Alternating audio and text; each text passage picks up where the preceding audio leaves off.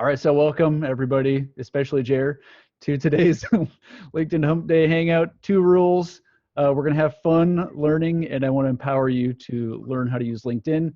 Our only rule really is don't be a jerk. And today, I always want to give priority to people here live. So, but I do want to talk about company pages. So, like Jer, since you're here, other than what we were kind of just bantering about, is there anything on your mind that you just want? jump to the company pages. Jump to the company page? Okay, cool. So here, let me just pull up the questions. I had 2 questions come in, one from James, one from Vic, related to creating duplicate accounts.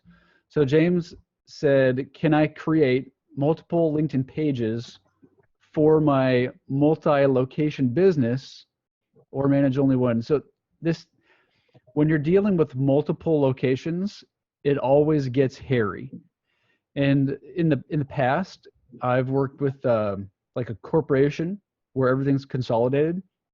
I've worked with franchise where they're responsible for their own material. And I've worked with web companies where they are trying to figure out, how to structure the site. How should they do multi-location? And it's always a legitimately hard question to answer. How do you want to structure that? Everywhere, like your website, your Facebook pages, your Google business listings, LinkedIn is no different. So it's a really good question. It's that I don't think there's a cookie cutter answer. I'm going to talk about some pros and cons and what I feel like is the best option for whatever shoes you're in here in a minute. But I think that the reason why the question gets brought up about should I have 2 companies or not is mostly related, not every time, but mostly related to a local business who wants to have real estate in searches for branded search or for something that might be a money search for them. I don't see it really becoming a super big priority outside of that, because like if someone's just in the LinkedIn ecosystem, someone's identifying with the company page on their profile, and that's a lot of times all people are concerned about. There are exceptions, but usually if you're really wanting to make 2 separate company pages, it's usually a business that does local business listings, because that's usually how franchises end up going. I haven't seen like a big corporation want to create multiple company pages. They usually want one, and they want control over it. So, but the pain point is really real for some businesses in some situations, right? So let me just do this. I am going to share my screen just to give a visual, and so you don't have to keep looking at our faces. So I'm just going to go to my company page and go to the location. So if you have admin access, you can go click to edit, and then this is under the locations. I will say this last year, LinkedIn has definitely been investing resources in the company page. So this might change moving forward. So if you're wanting to just add multiple locations to one business listing or one company page, it's very easy. Just click the edit locations. You can click add location. There's not even a verification thing. You can just add it. Like I did this. I set this up years ago when you could get away with no city and zip code. And then just for fun, to prepare for this yesterday, I added another location, and I just did it. This isn't even the right zip code for this city. This is technically Lee Summit, but you can add a bunch of locations, and it's really easy. And then you set a primary. So that's the route LinkedIn would prefer you to go, but it might not always be, like I said, the best avenue. So let's do this too. If you were wanting to, where's create a company page right here. Let's just do small business for fun. And then what you'll find is you might hit a wall if you're trying to create a duplicate. So just be aware of that. So at LinkedIn, they want, they want it consolidated. They don't want duplicates, just like Google, right? So here, let me just stop sharing my screen for a second. So let's talk about real quick the pros and cons. Jer, feel free to chime in here too. I think creating multiple pages. So the pros, if you're going to create duplicate, so you wouldn't want to create just a straight up duplicate. It has to be different enough, like if you're a mold company and you have your own local franchise, as like a case study, if you're a mold company and you have a franchise, maybe the franchise started in Pennsylvania on the East Coast and you're in like San Diego, it's a really bad experience for your company. It's a really bad experience for your employees, for your customers, if that first location on the East Coast has no relationship with you on the West Coast. That they're just totally, even though they might share the same branding, if they're totally different companies, it's a bad experience all around. And it's not going to show up in a branded search, that kind of thing, because it's so far away. So if you want to create multiple pages, I think the pros are you have more real estate in search and you have control over it. Like if you're dealing with like corporate has the page or franchise owner has the page, you might never like be able to do anything with that. So if you create your own, you just have control, which is nice. The cons, creating multiple pages would be, it can cause confusion among employees, right? You're not going to have the data aggregated between all the company pages. That's a con. You'll have to start from scratch with your following, which would make your paid advertising not go quite as far. And even if you wanted to share stuff, like if you're hiring, that kind of stuff that you do organically or news releases, that kind of thing wouldn't go as far because you have to build your own following instead of relying on the nationwide network. For creating multiple pages, in my mind, those are the big pros and cons. Jared, do you have any thoughts on that? And we'll talk about pros and cons of one page in a second.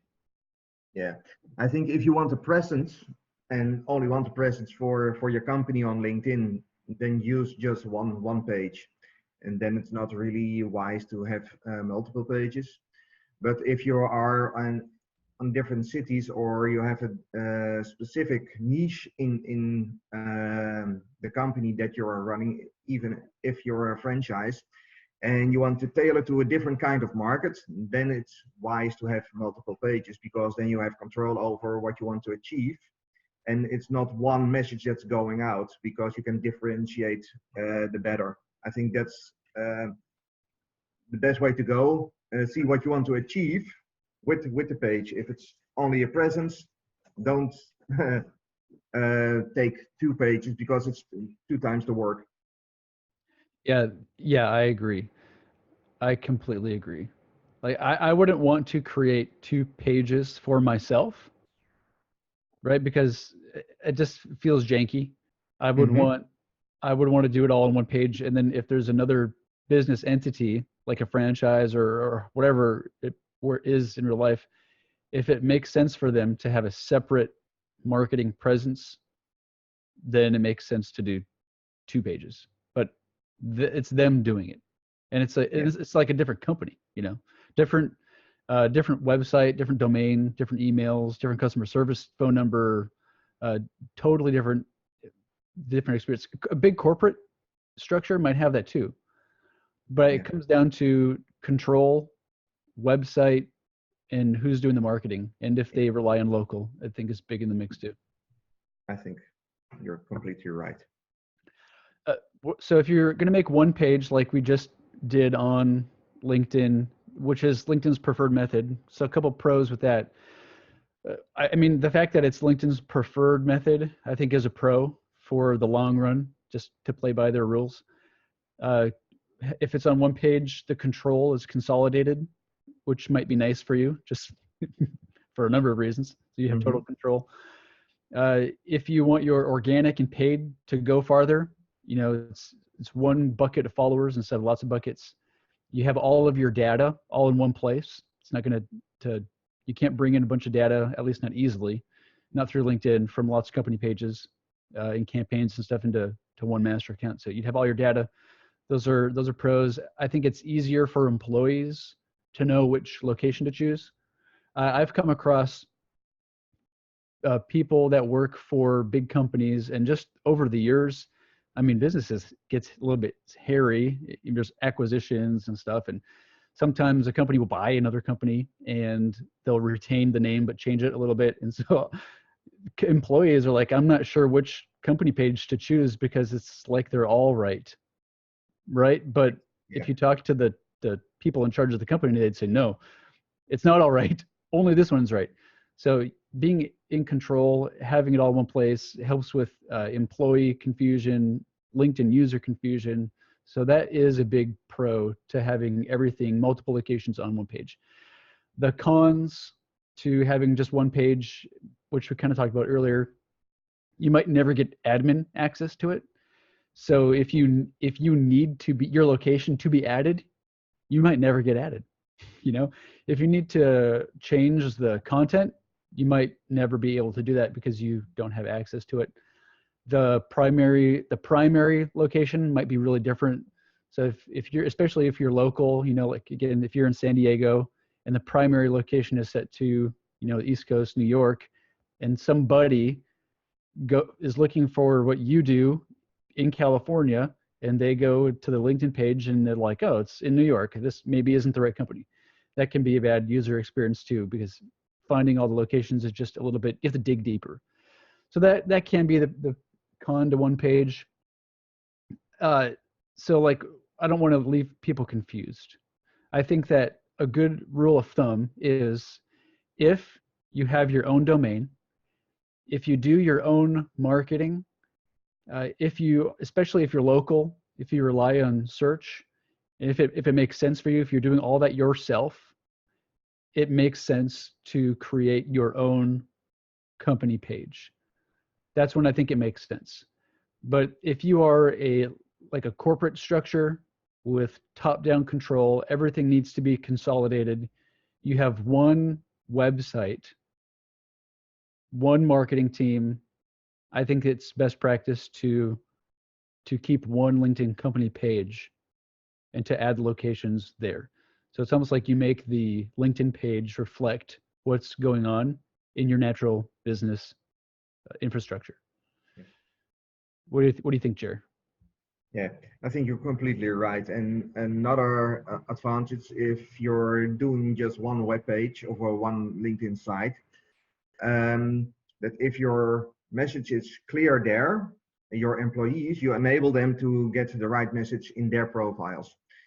Because a lot of employees go to their company page to reach out the gems that are hidden in there text-wise, and copy them into their own LinkedIn profile. So you enable them to adopt the right message.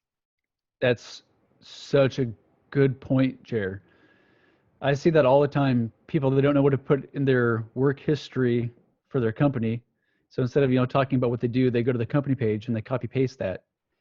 And so what's on the company page it goes all over the place, especially as you grow. And your message that's there, your employees are copy pasting it for you. That's a really good point. And if that message is not correct, that becomes a problem for you. That's a correct. Great point. Really good point. Are you familiar with StoryBrand? Donald Miller. He wrote he's an author. Yeah. I was in Tennessee and I was really wanting to go by their office.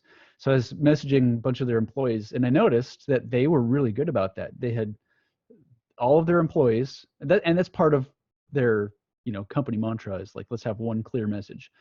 But you could see that play out. They had the company page was very specific, and then the employees all for that company had very, very, very similar language. A lot of it was copy pasted from the company page, and it was really like, oh, these guys have their stuff together for me to see.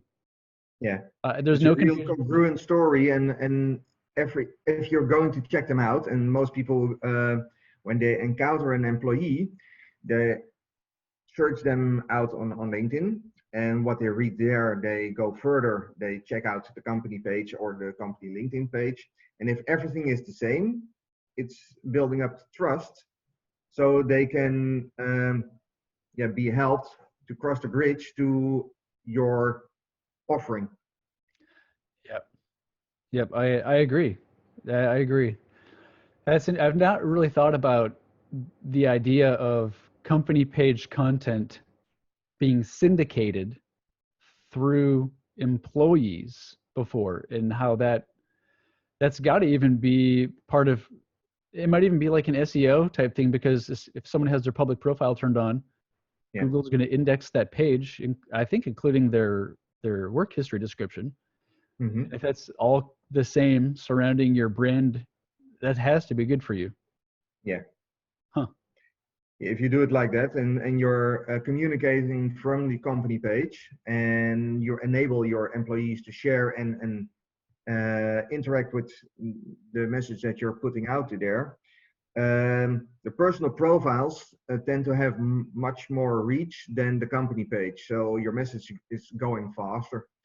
And if you help people to share your message and actually uh, advocate that they do, your message is going much farther, and LinkedIn is then a big help in your branding. Hmm. Yeah, absolutely. Absolutely. So summary, since this was kind of a longer one, uh, summary would be, if you, the reason why I keep saying, by the way, if you have your own website, is part of creating a company page means you have an email verified on your LinkedIn account that matches the domain of the business that you're adding, right? And so, does that make sense? Yeah. Yeah. So it makes, that's their rule. I mean, it makes sense. So if you have your own website, especially, you do your own marketing, do your own branding, especially if you're local. If the way your business is set up is unique enough from other similar parts of your larger company, then it makes sense for you to create your own company page. Create it, manage it, and use it for lots of reasons.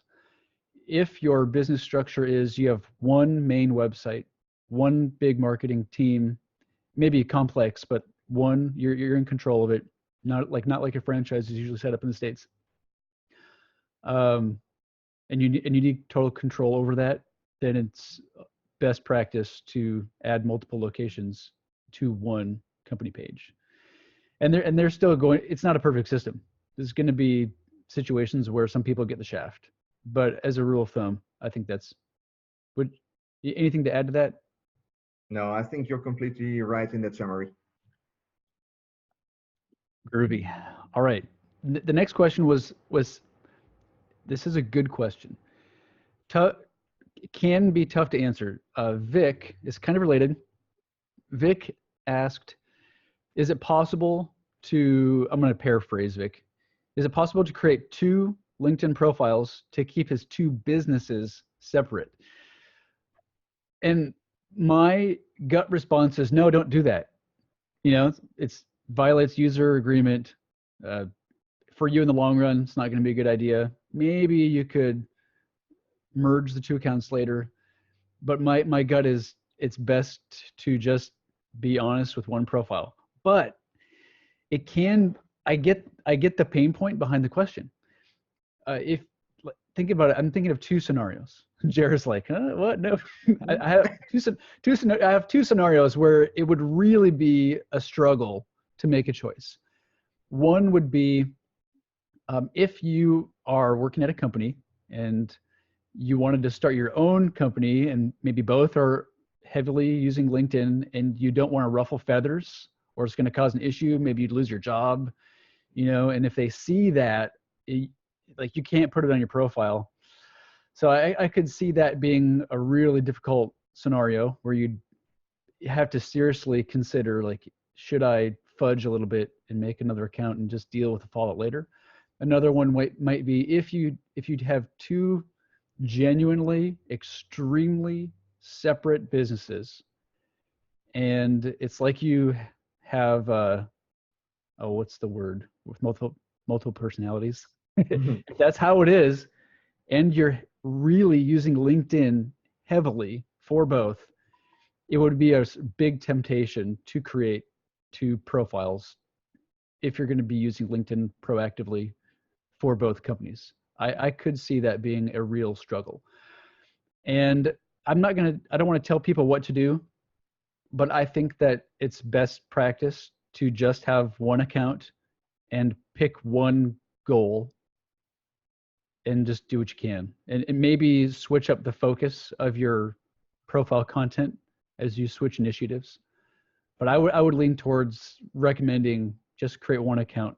But I totally get how it could be very tempting and sometimes even maybe makes sense to do that. What do you think, Jer? Yeah, I think when the message becomes confusing, if you're doing two different things and they're actually biting each other, and to help the people that are doing their research about you, then I can understand that you make two different pages, because a confused message creates a confused mind, and a confused customer doesn't buy. Yep. So in that order, I can understand that you want to do that, and if it ruffles feathers on the job that you already have, I can understand that you're doing it that way and later combine them. And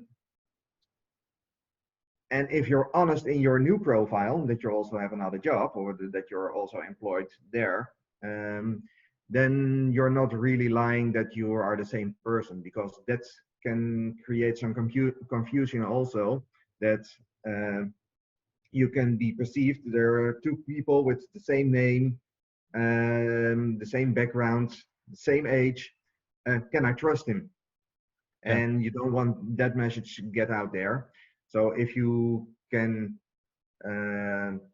make some reference to the other page, or that would be wise also if you have to go that route. But generally, it's better to have several experiences and pick one that is the most important to you. Mm-hmm. Yeah, I agree.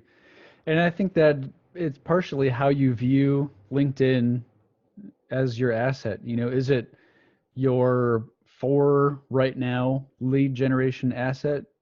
Is it your personal network for 20 years? I think part of that influences how you'll use LinkedIn too, with one or two accounts. But yeah, I think sometimes I even hate saying this. I think sometimes it might be best to create two, but it's going to be pretty rare. I think it's if the message is super different, both companies are heavily using LinkedIn, and having one will truly cause you problems. I think then in that situation, it's worth toying with the idea. But again, technically, would violate LinkedIn's user agreement. So as you wish. You might end up, LinkedIn's getting small bunny trail. LinkedIn's not going to slow down on security. They're wanting to be perceived as a professional, trustworthy network. And as soon as you have things like, I'm sure there are just an outrageous amount of fake LinkedIn profiles. Yeah. But as soon as that kind of practice becomes common, LinkedIn loses credibility, and that's bad for them for a lot of reasons. And I think that moving forward, security is not going to become less, it'll become more. And I would not be surprised if they just automatically looked for that kind of thing and said, hey, one of these two is not right. Let's lock them both up and just see which one they want to verify to turn back on, kind of thing. Yeah. Yeah, recently there was a post about that they shut down a lot of fake profiles, and it was a large amount, but they are curating the profiles, and they're going after a lot of fake things. And I think it's a good thing, because LinkedIn should be trustworthy. Yeah, absolutely. Every social media platform deals with that. The difference, I think, with LinkedIn is, since you can so easily use it for lead generation, it becomes very tempting to do it, and the temptation has near term financial rewards. Yeah. Yeah. Ooh, good question. That's a really good question. And I know people where they have done that before. I had had a client one time where I was doing some work for them, and I don't even know how this thing came up, and I was like, "What is that?" And I messaged him. He was like, "Yeah, I did that." Mm. Yeah, and sometimes it happens because people don't have access to their old account anymore. That's absolutely true. Sometimes there's a legitimate reason for there to be duplicates, or sometimes people get a penalty on their account and they can't do invitations anymore. And so then I've seen people, because of that, create new accounts as well. Yeah. If their old account has enough, large enough network, they don't want to just close it down, so they leave it, and then you can try to merge, but then it seems like LinkedIn is like, yeah, well, we know about what's going on, and we want your brand new account with no followers to be merged into the big one. Hmm. but yeah, there it happens. Yeah. All right. Let's see here. Lyra, what's a good way to make new connections when you don't have any mutual connections? It's a great question. There's lots of good answers here. I think that a really strong guiding value would be if you cannot bring authentic value to that person, you shouldn't be sending the connection request. And if you can, then in that message, you should be in some way communicating the value that's not necessarily, probably not in a salesy way, but just there should be value in you two being connected, and you need to be able to communicate that. And as far as the actual message copy goes, people don't like it when I say this, but you get creative and draw from your own life. And I feel like the things that matter most to people that are easy to do is if you share common ground, that's a really good thing to mention in the message text. Maybe it's local, maybe it's school, maybe it's work history, maybe it's you know someone. So common ground, I think that one's one of the easier ones. Yeah. A value prop, that's going to be a little bit more direct, so not always appropriate. You could communicate the value of knowing you. So if it's like a referral type situation, it kind of just makes sense where you could bring that up and you're not trying to sell them anything. It just makes sense, value prop knowing you. And then the third one would be the compliment, and that's, you want to use that lightly, and you can mix it up, but sometimes I'll listen to a podcast and I just want to be connected with someone because I like their material, and I'll say, hey, I just listened to your interview with this guy in this podcast. I really appreciated it. Thank you for what you do. And it works. you know, and we have no common ground. I guess the fact that I listened to the podcast. So yeah, I think those are three easy ones to remember: common ground, value prop, compliment. But again, the world is a wild place, so get creative. Jared, what do you think? You send connection requests all the time that are just amazing in the Netherlands, and so they have to be so high quality. What are your thoughts? Yeah. Just treat it like you do in real life. Yep. Make a connection like you do in normal life, and add value. Have a conversation. Uh, just sending a connection request because you want something is not really adding value, and it will always backfire. It needs to be about them. Should not be about you. Should be Nope. that's something we probably should have said earlier. Yeah, the focus has to be them. Correct. Yeah. I was hoping you'd unpack the Jer method. All right. This is You don't have the time. okay. This next one's from I hope I'm saying your name right. I think it's Kieran. And if you've ever done InMail, this would make sense. So I think that's what you're talking about. Why do some people ask me to type interested in a reply to their post? So I've never seen anyone. I don't think you're talking about newsfeed post. I think you're talking about an InMail message. That's my guess. And the reason why someone wants you to both reply or choose the auto select interested option is because, well, number one, they can continue having a conversation with you. And then number two is even though you get a certain quantity of InMail on a paid account, if somebody replies to your InMail, including pushing the interested, you get your InMail credit back. So them just straight up asking you to type interested or to reply is their way of just making their paid resources go farther. And you can do the same thing. You can be tasteful about it, and I think that's a good idea to do. Just encourage someone to reply because they might not realize that you had to pay money for that InMail. You know, and if you really hate the InMail, don't reply because they got their credit back. I used to do that. I'm like, not interested. That was such a spam message. And then by replying, they get their InMail credit back. So they get to keep the ball rolling. So. And they can spam you again. And they can spam you again. Yeah. So I think Kieran, that's most likely what you're talking about, and most likely why is they want you to engage with InMail to get their credit back. All right. Valerie asks, why can't I unblock a member in LinkedIn? I've never encountered the inability to unblock. So I've never personally had that problem, but I would say, I mean, if you're trying it on your phone, try it on your browser. If you're not able to unblock on your browser, try it in another browser.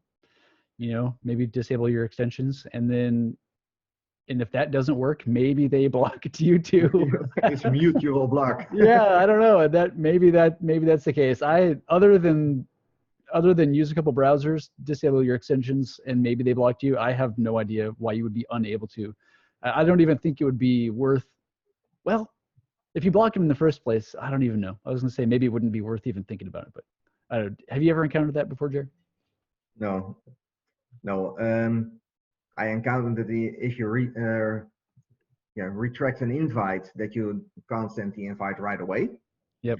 And maybe with blocking somebody, if you block them accidentally and you want to unblock them, then maybe there's also a waiting time. Oh, you know, that's a good point. So why don't you go Google that? Because we don't have the time right now to do that. That's a good point. There might be a waiting time to where, yeah, that's interesting. Good. That was a good idea, Jer. Okay, Andrea asks, again, great question. Is there any way to see whose profiles I have viewed on LinkedIn? Or to maybe paraphrase, can I get a list of people, or find them easily, maybe like in search, of people whose profile I'd viewed? I'll give my 2 cents here, and Jared, feel free to chime in. So built into LinkedIn, I'm not aware of any way to extract from LinkedIn a list of profiles that you have viewed. If you are on Sales Navigator, it will, like, they'll tell you, you know, there'll be a label that says viewed for you have viewed the profile, but you cannot, even in Sales Navigator, check an option that says, I want to see a list of viewed. You can exclude viewed from search, but you cannot include them. I'm sure there's a reason why they have it set up like that. So to my knowledge, you're not able to do that. And so I think, and again, Jared, feel free to chime in here, correct me if I'm wrong, but I think that your only option would be if you're using a third-party tool to either save the URLs as you view them, or to like scrape an auto view. I think that's your only option. Is it same for you? Yeah, I don't know within LinkedIn that there's an option that you can obtain that list of the people that you viewed. Yep. Yeah, but it is really common to use software to save profiles as you go, and then you could use that as your list. But again, technically that would violate LinkedIn's user agreement, but it's pretty common. So that, or you could like manually extract and save it to a sheet as you go and that kind of thing, but that gets to be a pain. So there's no easy answer there unless you want to violate the agreement and do third-party software. Okay, cool. Tom asks, what red flags do headhunters check for on LinkedIn? This is funny because last week I talked to a friend of mine who's not a headhunter, but I've worked with headhunters which by the way is really fun on LinkedIn because everybody wants a new job. But this guy, he owns a company and he was wanting to hire, and we were talking about this and just looking through some potential people on LinkedIn. And I'm not a pro headhunter, but I'll just give you some tips as someone who has had to hire and who's worked with a recruiter and who has friends who've hired, that kind of thing. Red flags to a headhunter would be you're currently unemployed. Usually a recruiter is looking to place someone who is already employed and a rock star at their job. So there might be a good reason why you're not employed right now, but it's something that they'd hesitate about. Work history, if you jump from job to job, that would cause hesitation for a headhunter. And again, these are all reflected in your LinkedIn profile. If your profile content really, really sucks in that you don't have a picture, they don't know what you look like, it's totally empty, that would be something where they'd probably skip over you. And then what you might want to do also is there's a setting in your account settings where you can turn it on to let recruiters know that you're open to hiring. So I would turn that on as well. Just if a recruiter is looking at you, it's just nice for them to know that. Do you have any other thoughts on that, Jer? Yeah, and big gaps in your resume, that's are also big red flags. If you have done one job and you have a gap of a few years and then another job, then they're also wanting to know about what's in that gap. And Yep. it can be a good reason, but mostly that's something people don't want to tell about what they did in between. Exactly. And sometimes there's a good reason. Maybe you had kids and you wanted to be a stay-at-home parent for 15 years. Yeah. You know? So sometimes it's legit. I think the thing is, you don't want to lie on your profile, because if you lie and then you have the conversation and they find out that you're lying, it's like you're just in hot water, anyways. But you can maybe leave out some things that would make it seem like you're a bad candidate. And again, it's a fine line there. So if maybe you got laid off and you're currently seeking new opportunities, I've seen a lot of people say, seeking new opportunities in their headline. And if they're not currently employed, if I was a recruiter, I'd go, probably not someone I want to hire. Maybe, it might be better to say that to end your work experience for the place that fired you, or you got laid off. Maybe they just had layoffs, And then if you're doing something in between, even if it's not a major moneymaker, add that to your profile as something that you are doing now. That could be a way around being currently in an employment gap.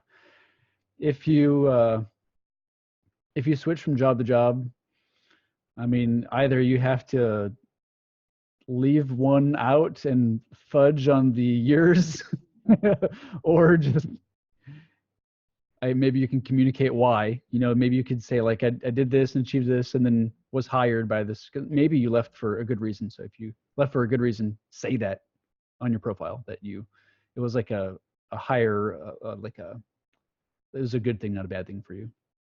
But there you go.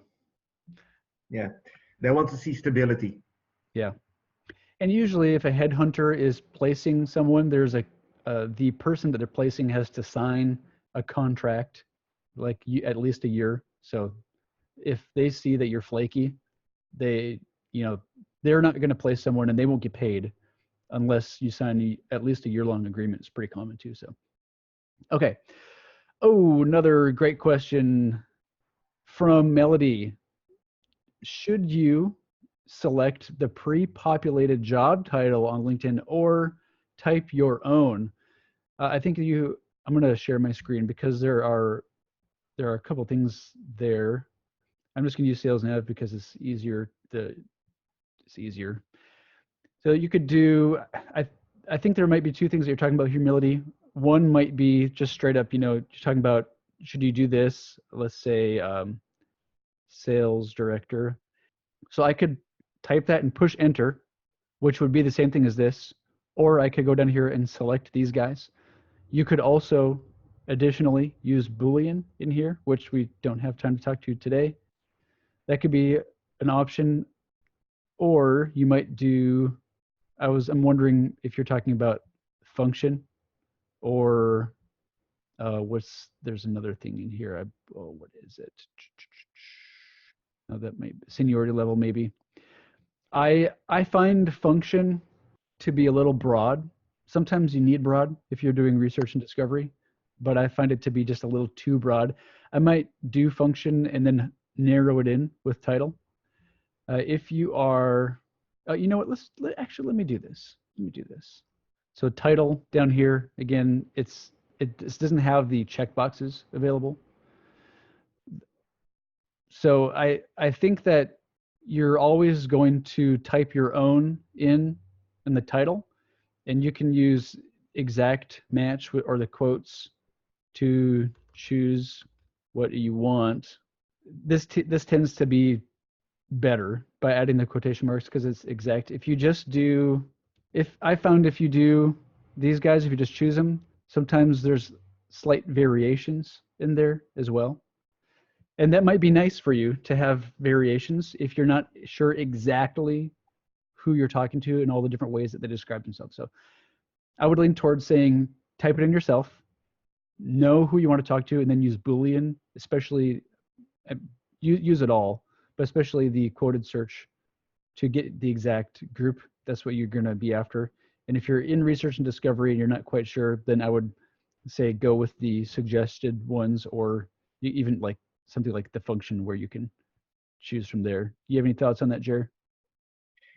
Yeah, it's becoming more difficult because a lot of people are getting more creative with their job titles.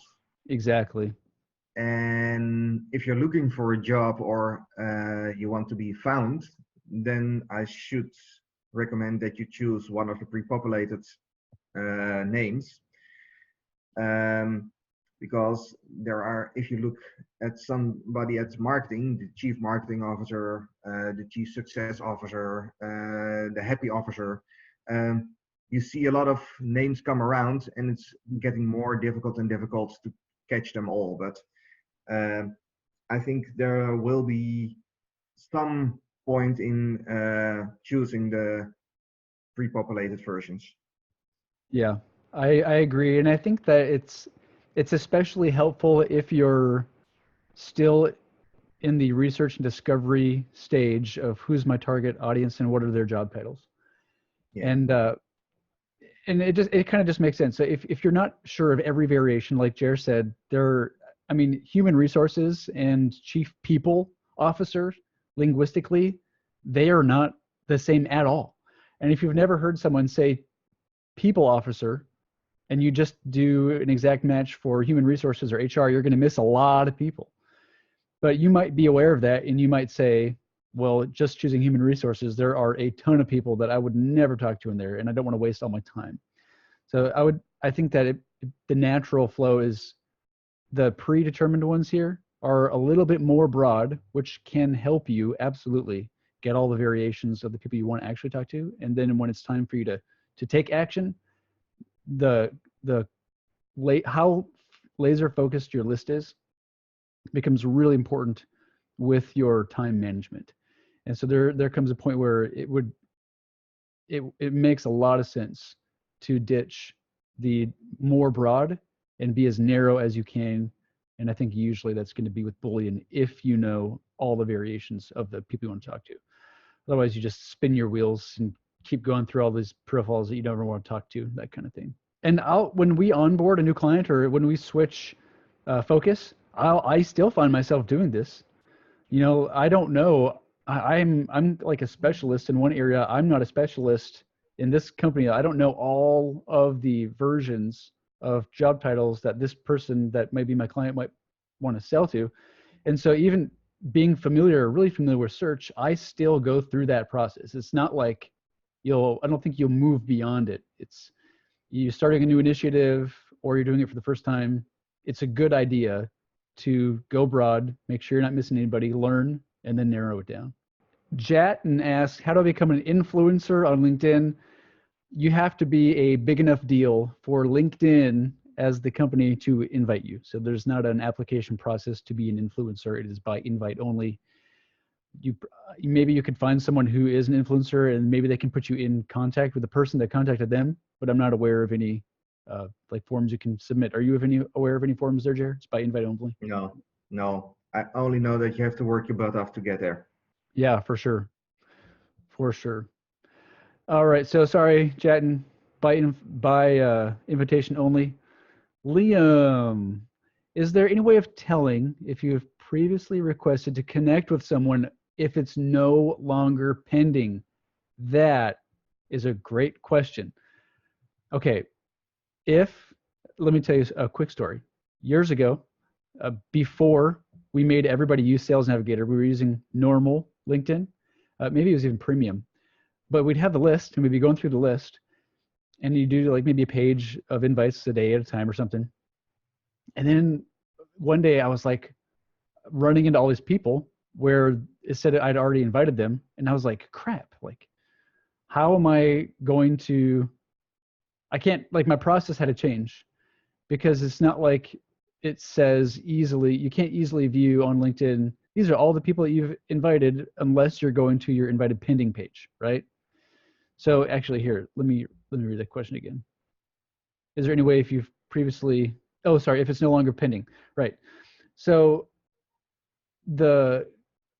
it's not like really easy to get a list of people that you have invited to connect. And then if it's no longer pending, it could even be for a couple of reasons, right? Maybe they said no. That's totally on their end. Maybe you withdrew the invitation and it's no longer pending. And if you try to go back and invite someone and they withdrew if they said no, you can't re-invite them. If you withdrew it, there's a waiting period and then you can redo it. So it's like, it's really cumbersome. And so what I think the easiest way to know if you had previously invited someone to connect is to add a tag. You have to be either in Sales Nav for this or use a third-party software, is to tag someone with something that says you've invited them. And then you can go back, and if you're using Sales Nav, it's really easy because it's built into search. You can just view your second and third degree connections, use that tag as a search filter, and then see everybody that you've invited, but it's still pending. And then if it's not pending, And it's the first connection. yeah, it's not. Yeah, that's true. It's not pending because they accepted, but I don't know if there's any way to see if it's not, to easily see if it's not pending because they said no.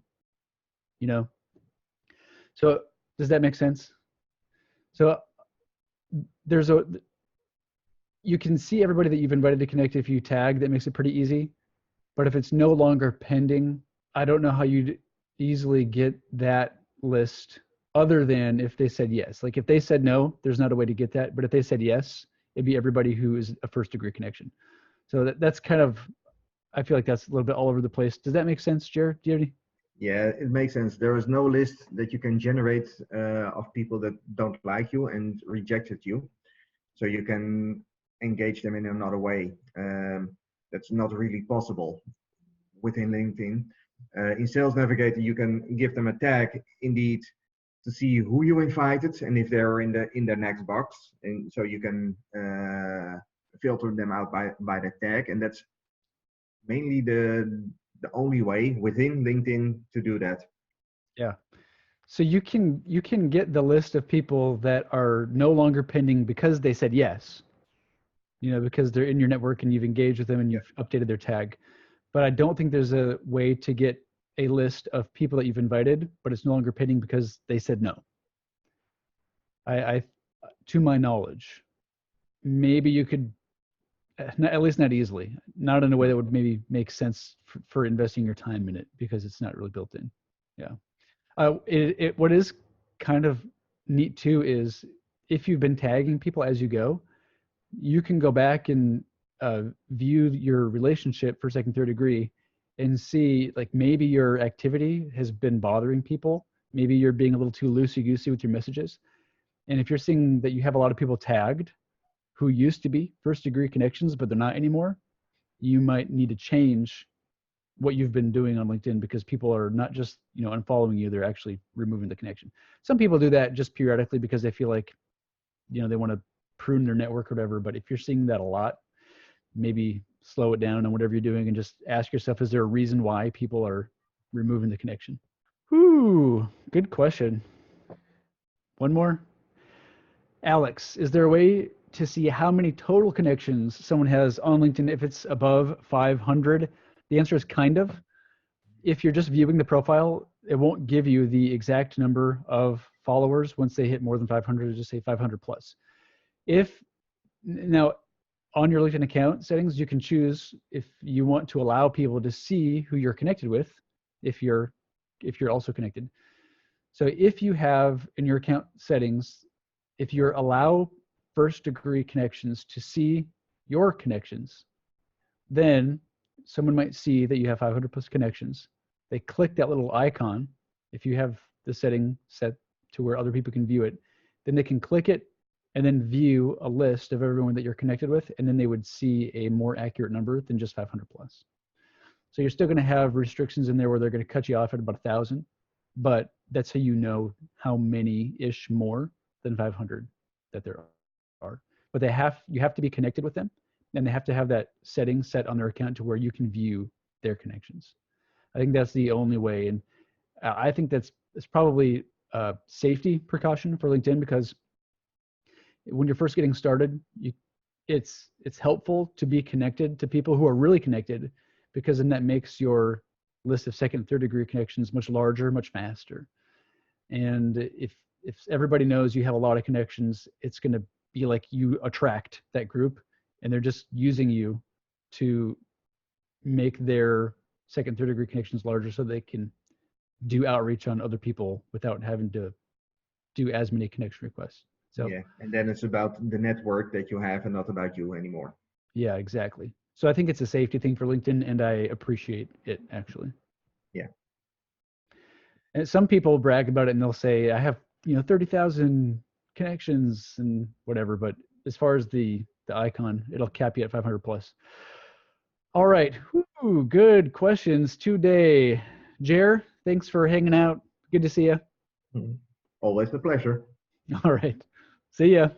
See you later.